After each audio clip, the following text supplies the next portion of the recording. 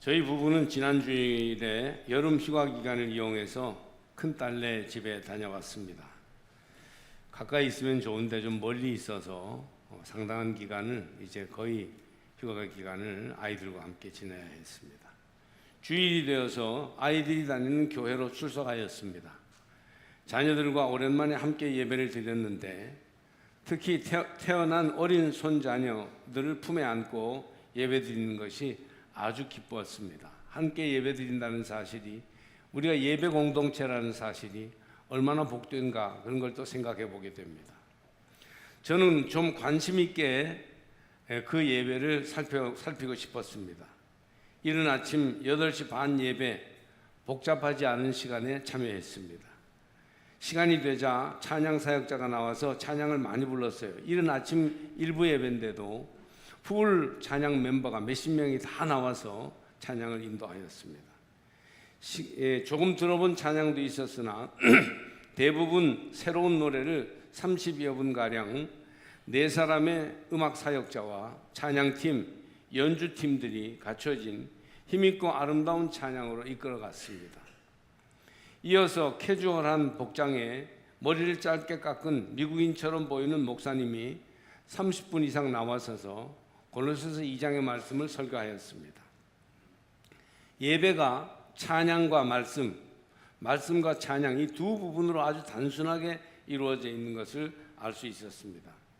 거기에 젊은 사역자가 나와서 재미있게 교회 소식을 알려주고 찬양하고 기도하고 예배가 마쳤습니다. 다른 순서는 아주 짧게 진행되고 찬양과 말씀, 이 두 가지가 그 예배의 거의 다 시간을 차지하고 있었습니다. 1시간 반이면 우리 예배보다 훨씬 긴 예배 시간인데 찬양을 많이 불러서 그런지 금방 시간이 지나갔다고 여겨졌습니다. 이 예배는 제게 큰 도전을 주었습니다. 우선 거기 교인들은 오직 일주일에 이 예배에만 집중하는 것으로 보였습니다. 예배를 여러 번 드리지 않고 한 예배 집중해서 준비 잘해서 드리는 겁니다. 예배를 돕기 위해 현관 입구부터 노란 조끼 입은 사람들이 몇십 명 있었는데 안내나 새가지 위원을 겸하는 예배 도우미들이었습니다. 여러 가지를 준비하고 돕는 모습을 볼 수 있었습니다. 그들을 홈팀이라 불렀습니다. 홈팀이 얼마나 질서 있고 편안하게 예배를 돕는지, 그 사람들이 있는지 없는지도 잘 모르는 가운데 구석구석에서 예배가 물 흐르듯 진행될 수 있도록 돕는 것을 볼 수 있었습니다.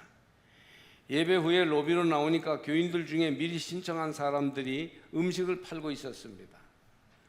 음식과 간식을 먹도록 이른 아침이라도 다 준비해 놓았는데 수익금은 선교비로 쓰게 되어 있는, 필요에 따라 부담 없이 사 먹는 음식이었습니다.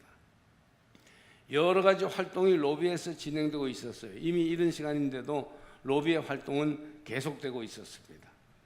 우리는 아침 예배에 참석했는데 이미 모든 음식과 판매, 소통하는 내용들이 그 시간에 다 준비되어 있었어요.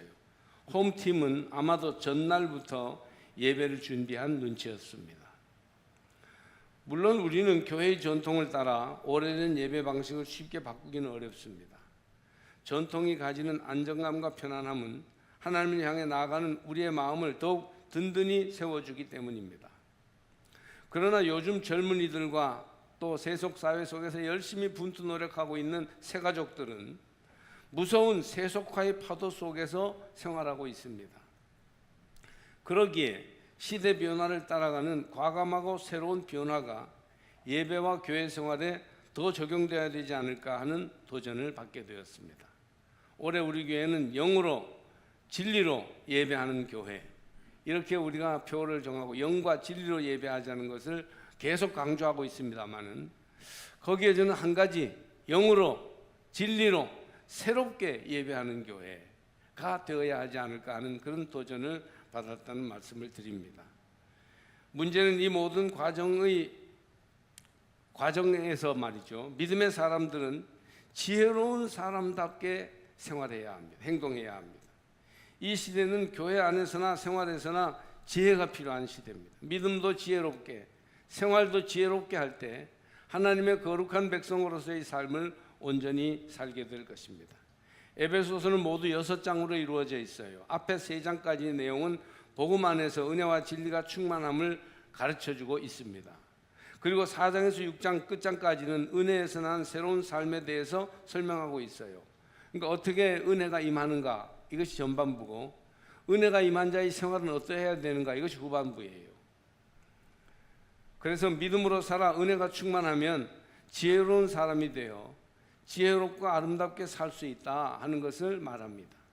그 중에서 믿음의 빛 가운데 생활하는 지혜로운 삶이 어떤 것인지 오늘의 본문은 전해주고 있습니다. 아주 너무 주옥같이 귀한 말씀이에요. 이 말씀을 추려서 지혜로운 생활은 어떤 것인가, 지혜로운 사람은 어떤 사람인가를 오늘 생각할 때 그 말씀을 그냥 말씀으로 듣지 않고 내게 주시는 주님의 음성으로 들어 여러분 모두가 지혜로운 사람이 다 되시기를 주의 이름으로 축복합니다. 우리나라 사람들은 복을 좋아하는데 복 중에 최고의 복은 지혜의 복이에요. 상호나 사람 이름에 복자 든 이름을 많이 쓰지요. 복순이, 복자, 복남이, 복길이, 대복식당, 수복상회, 뭐 이런 복자를 우리가 잘 넣었습니다. 대원군의 아들로 후에 조선의 마지막 황제가 된 고종 황제도 그 원래 이름이 명복이었어요. 명복이가 고종 황제 된 거죠. 서민들은 박복한 팔자를 서러워했고 5가지 복인 오복을 추구했어요. 장수, 부귀, 건강, 덕스러운 것과 자녀복, 조금 나중은 다른 버전도 있습니다만은 이런 내용들이 오복이죠. 이 복을 간절히 바랬다고요.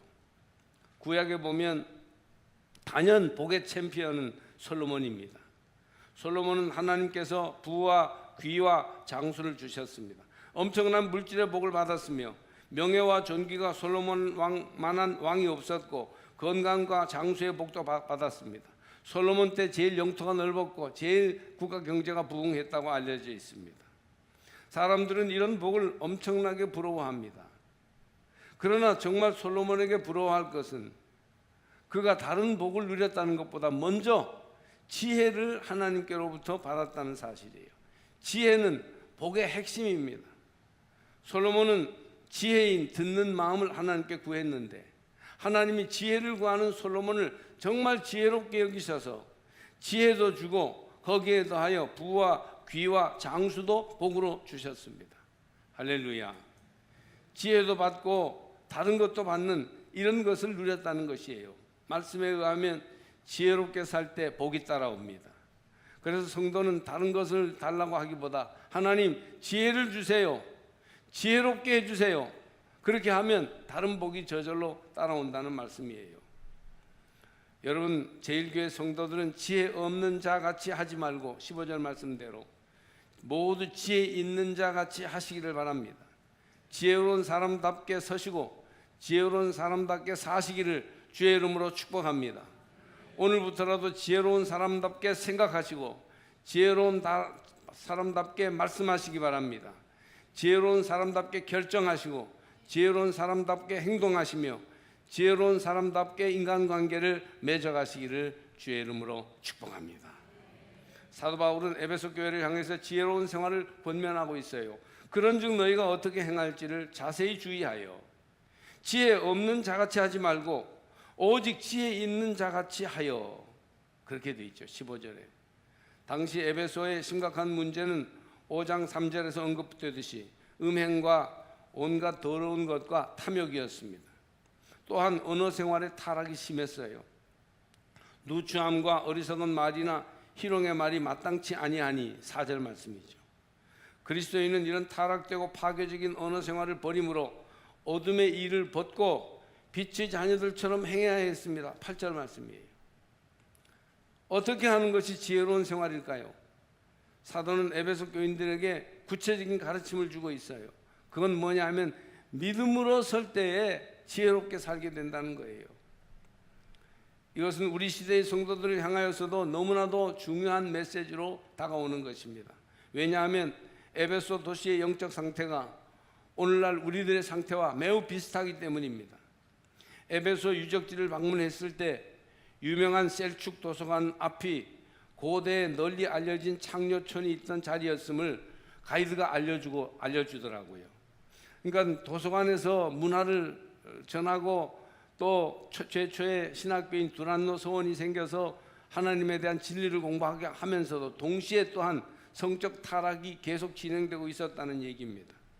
우리는 육체의 소욕을 따라 사는 어리석은 삶의 모습을 넘어서서 영과 진리로 새로움을 입는 지혜로운 삶으로 나가야 합니다. 지혜는 하나님이 주십니다. 겸손히 믿음으로 행하며 기도 생활을 쉬지 않고 말씀 묵상을 지속할 때 위로부터 하나님이 우리에게 지혜를 주시는 겁니다. 믿음으로 사니까 지혜를 주시고 지혜로운 생활을 하니까 복이 임하더라는 것이 성경의 귀한 가르침입니다. 구약에서 신약의 예수님의 족보로 이어지는 사람 가운데에서 기생 라합이 나옵니다.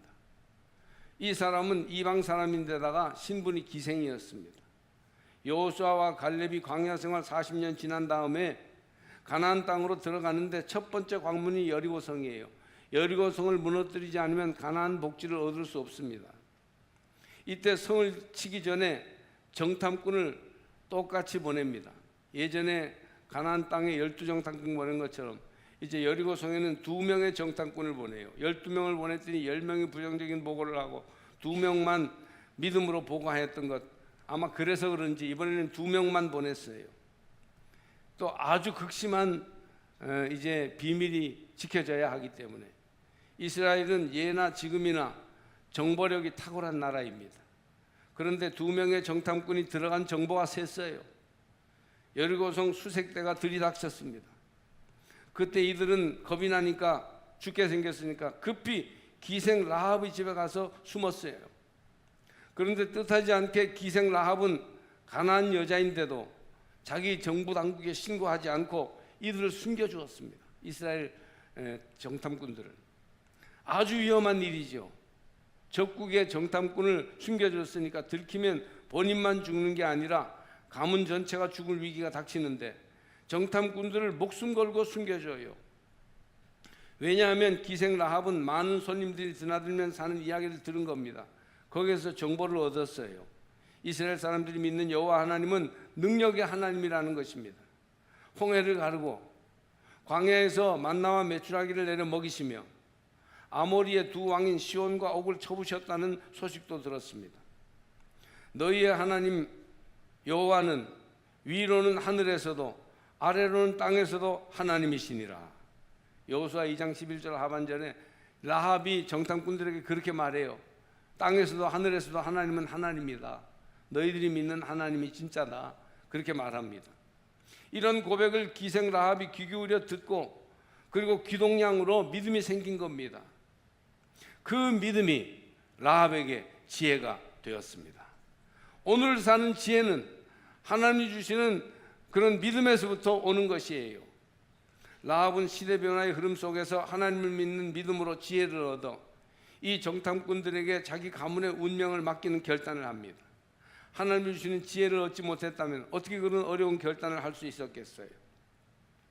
당신들이 와서 이 성을 점령할 때 내가 당신들 목숨 걸고 지켜준 공로를 기억해서 우리 부모도 살려주고 우리 후손의 미래도 당신들이 잘 보살펴 달라고 부탁합니다. 이스라엘이 여리고를 칠 때 라합은 미리 약속한 대로 붉은 줄을 내어 걸고 내가 당신네들의 하나님을 믿습니다.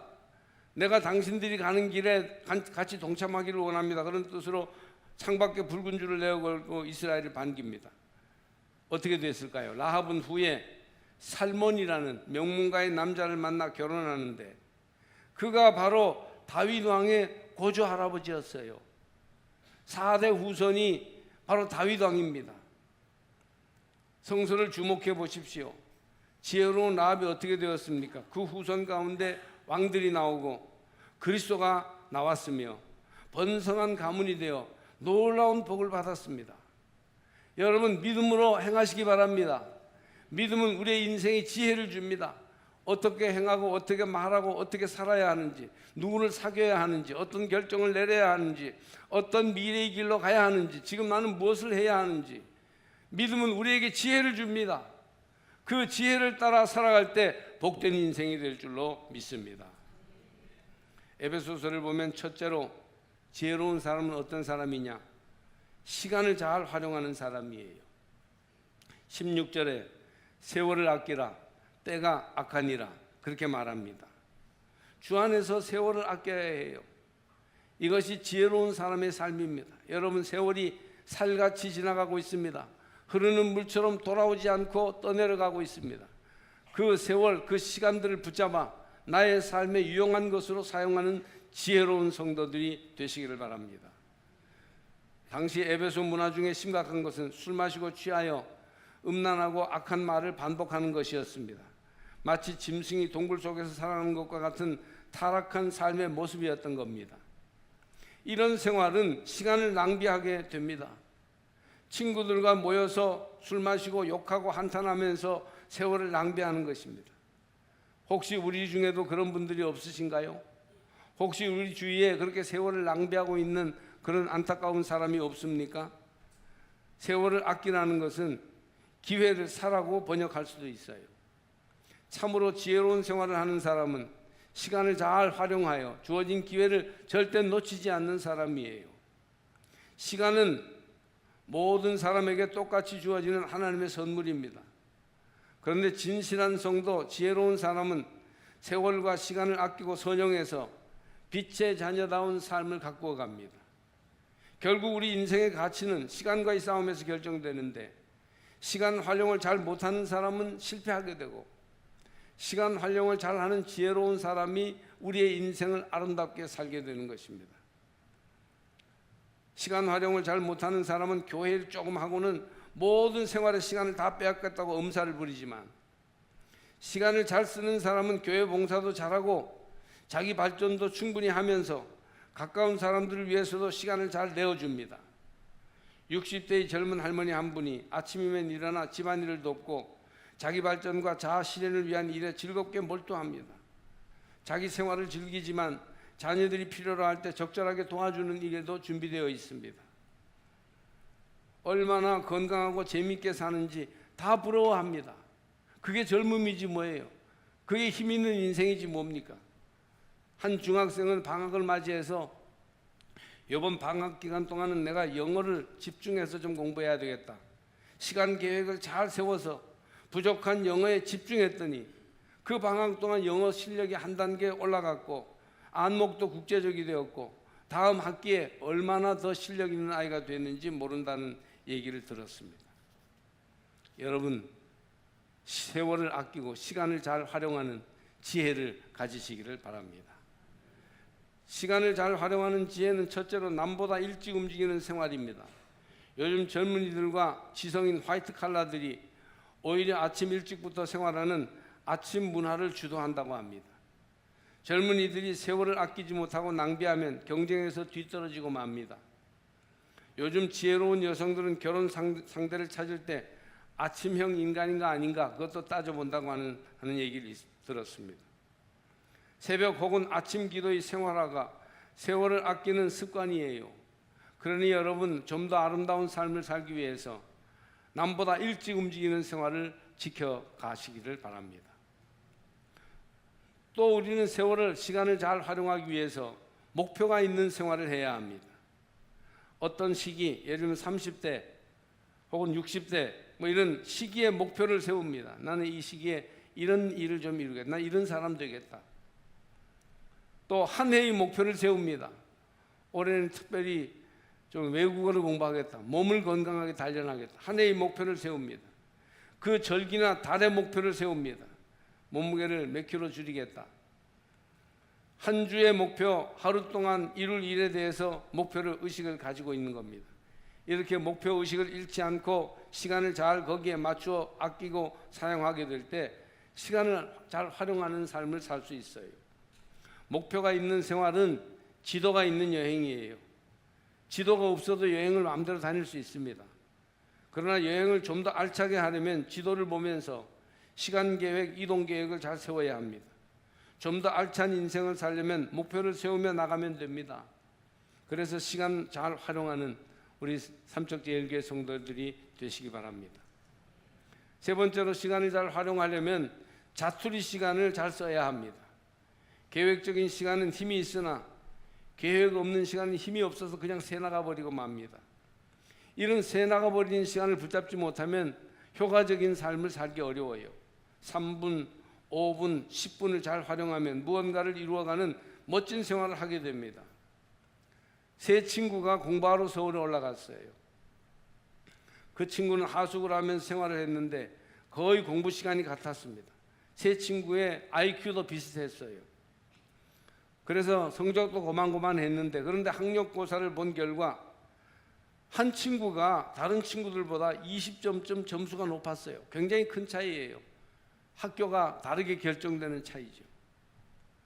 어떻게 똑같이 공부했는데 머리도 비슷한데 왜 저 친구만 20점이 높아? 자투리 시간에 그 친구는 영어 단어와 공식들을 카드에 써가지고 다니면서 자투리 시간을 잘 활용하여 실력을 늘렸던 친구입니다. 여러분, 이런 얘기까지 설교 시간이 아니니까 무슨 얘기인가 하실지 모르지만, 지혜로운 사람은 시간을 잘 활용하는 사람이니 여러분 모두가 이번 여름에 또 올해가 다 가기 전에 시간을 잘 활용하여 인생을 바르게 세워가시기를 바랍니다. 둘째로, 지혜로운 사람은 어떤 사람이냐? 오늘 성경을 보니까 주의 뜻을 이해하고 깨닫는 사람이에요. 그러므로 어리석은 자가 되지 말고 오직 주의 뜻이 무엇인가 이해하라. 17절 말씀이죠. 음란한 생활, 욕망을 추구하는 생활은 에베소 사람들의 큰 문제였고 교인들조차 그런 문화에 휩쓸리는 경향이 있었습니다. 세속 문화는 그저 다다익선 많은 게 좋다 해서 그냥 치달아가고 있습니다. 많이 벌고 많이 먹고 많이 쓰기 위해서. 그런데 사도 바울은 구체적으로 이 문제에 도전합니다. 성령 충만하여 우리 인생에 주의 뜻이 무엇인지를 이해하라는 것입니다. 그렇게 막 그냥 남과의 경쟁에서 이기는 게 다라는 식으로만 살지 말고 과연 이것이 주의 뜻인지를 이해하라는 것이에요. 머리로 아는 데에서 끝나서는 안 되고 가슴으로 깨닫고 손으로 행하는 데까지 나가는 그런 하나님의 뜻을 깨닫는 삶을 살라는 것이에요. 그것이 지혜로운 인생입니다. 생각이 바뀌어야 합니다. 말씀이 깨달아질 때 생각이 바뀝니다. 우리가 생각이 좀처럼 바뀌지 않아요. 말씀이 와서 나를 깨우치면 생각이 바뀔 수 있습니다. 그런데 생각은 항상 감정과 밀접한 관계가 있어서 생각이 바뀌려면 마음이 함께 바뀌어야 합니다.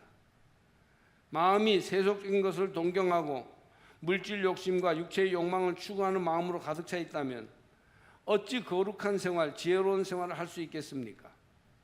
먼저 성령 받아 주의 뜻을 깨달아야 됩니다. 그리고 마음의 변화를 받아야 해요. 마음의 변화가 일어나기를 주의 이름으로 축복합니다.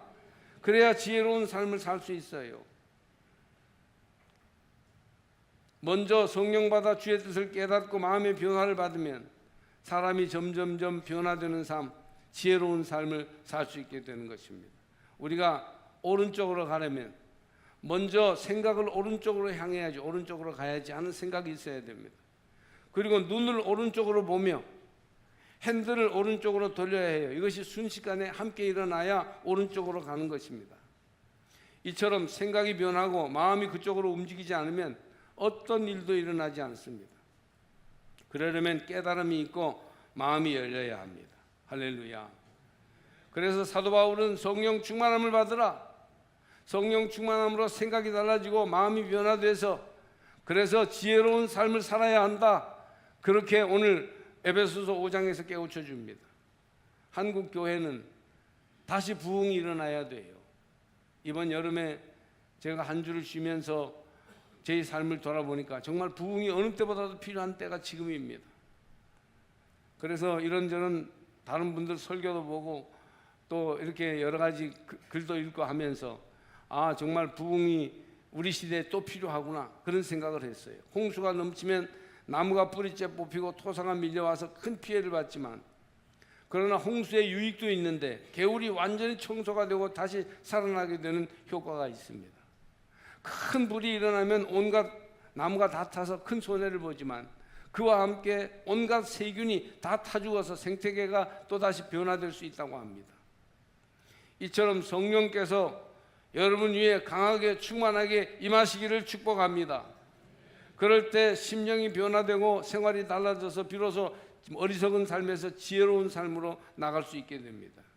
정말 어리석은 사람들 보면 왜 저렇게 매어서 저렇게 저지경으로 살고 있나 싶은데, 그럴 때 성령의 불이 확 임해야 됩니다. 지혜로운 삶을 위한 비결은 성령 충만이라고 사도 바울은 가르쳐주고 있습니다.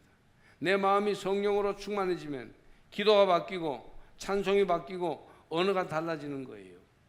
성령 충만하지 않았을 때는 욕을 하면 마음이 후련했는데, 성령 충만하면 선한 말을 하는데도 그렇게 충만하고 기쁜 거예요.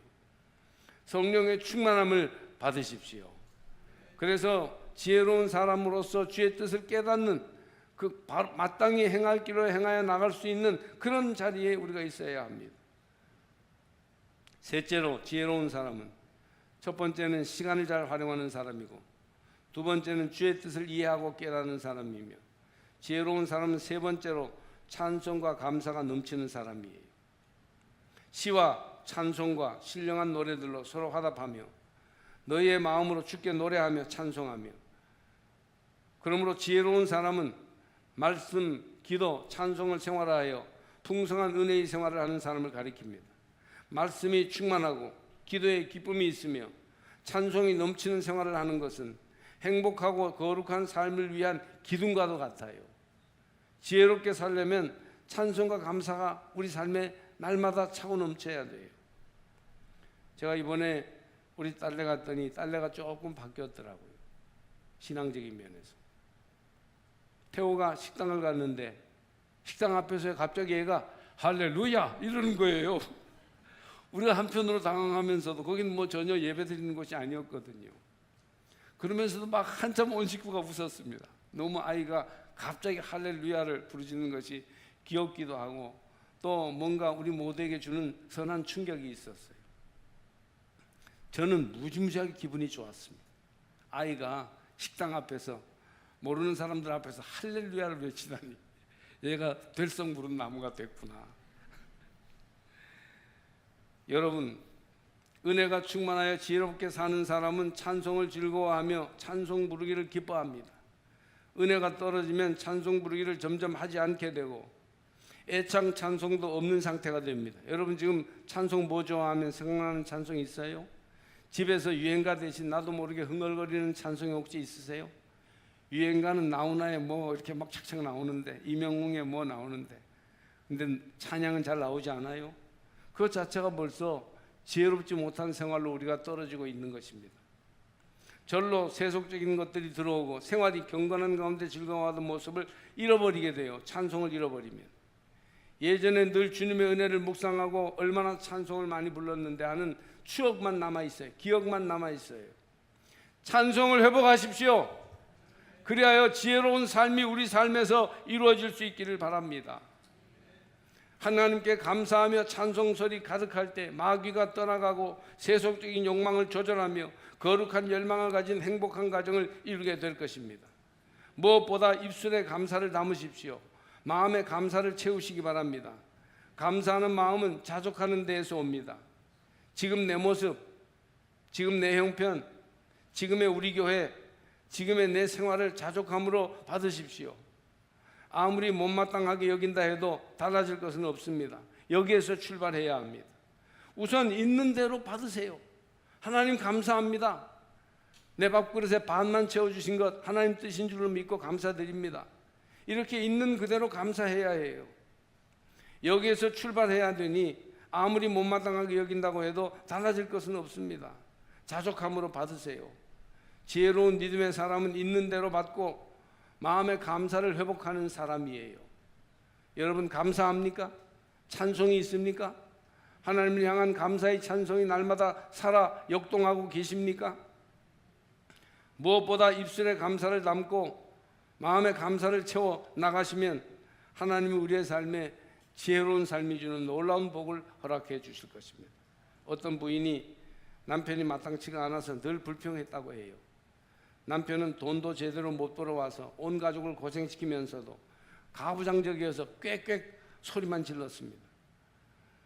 따뜻함이 있나, 겸손함이 있나, 실력이 있나, 인간성이 있나, 게다가 믿음마저 없어서 교회에서도 자기 자리를 찾지 못하였으니 불평을 살만도 했습니다. 그러나 어느 날 성령의 감동을 받은 이 부인은 있는 모습 그대로 남편을 받기로 했습니다. 여러분, 있는 모습 그대로 받으세요. 여러분 자녀도 받으시고, 여러분의 아내, 남편도 받으시고, 내 직장, 내 생활 환경도 있는 모습 그대로 감사함으로 받으십시오. 남편도 그렇게 있는 모습 그대로 받으니까 한 인간으로서 남편의 고뇌와 노력이 느껴지더라는 거예요. 최선을 다하지만 잘 나타나지 않으니 힘들어하는 남편의 마음을 느낀 것입니다. 그가 얼마나 애쓰고 노력하는가, 그런 생각을 공감하게 되었습니다. 그러자 감사가 나왔다고 해요. 남편이 존경받을 만한 따뜻한 사람인 것을 알게 되었다는 것입니다. 무엇이 변했나요? 내 마음이 바뀐 거예요. 내가 주님의 마음 따라서 찬송과 감사를 회복하는 마음이 된 것이에요. 여러분, 지혜로운 사람답게 행하시기를 바랍니다. 할렐루야. 여러분 속에 이 지혜가 있기를 주의 이름으로 축복합니다. 얼마나 어리석은 생활로 세월을 낭비하였고 젊음을 소비하였으며 인생을 헛되게 하였습니까? 통탄할 일이에요. 하나님의 말씀으로 돌아가시고 사도의 가르침에 귀를 기울이십시오. 지혜롭게 살려면 첫째로 세월을 아끼셔야 합니다. 둘째로 주의 뜻을 헤아리십시오. 셋째로 찬송과 감사로 화답하며 살아가시기를 바랍니다.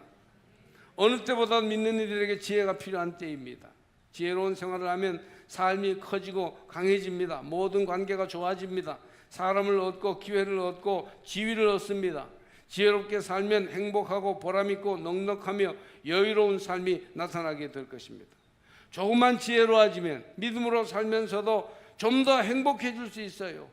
더운 여름이 끝나가고 가을을 기다리는 계절에 스스로를 돌아보아 지혜로운 생활로 새로 출발하시기를 주의 이름으로 축복합니다.